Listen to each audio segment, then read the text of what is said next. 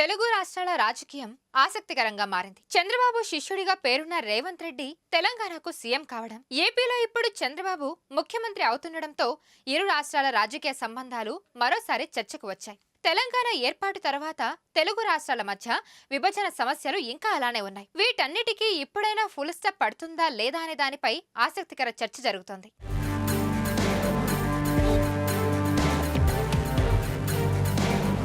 విభజన తర్వాత రెండు రాష్ట్రాల తొలి ముఖ్యమంత్రులైన చంద్రబాబు, కేసీఆర్ మధ్య పెద్దగా సత్సంబంధాలు లేవు. ఏపీ సీఎం జగన్ ప్రమాణ స్వీకారోత్సవానికి కేసీఆర్ వచ్చారు. పలు సందర్భాల్లో కలిశారు. కానీ మధ్యలో దూరం పెరిగింది. ఏపీ ప్రభుత్వంపై బీఆర్ఎస్ నేతలు విమర్శలు, దానికి వైసీపీ నేతల కౌంటర్లతో కాలం గడిచింది.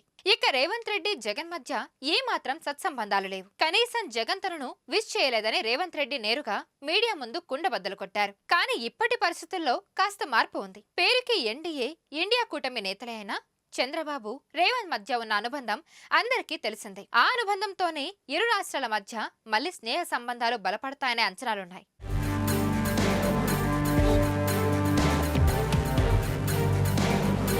ఏపీ ఫలితాల తర్వాత తెలంగాణ సీఎం రేవంత్ రెడ్డి ట్వీట్ ఆసక్తికరంగా మారింది. చంద్రబాబు, పవన్ కళ్యాణ్ కి శుభాకాంక్షలు తెలుపుతూ సత్సంబంధాలు కొనసాగిస్తూ సమస్యలు పరిష్కరించుకుందాం, తెలుగు రాష్ట్రాలను అభివృద్ధి పథం వైపు నడుపుదామని రేవంత్ రెడ్డి ట్వీట్ చేశారు. ఈ నేపథ్యంలో భవిష్యత్ పరిణామాలు ఎలా ఉంటాయనే దానిపై ఆసక్తికరంగా మారింది.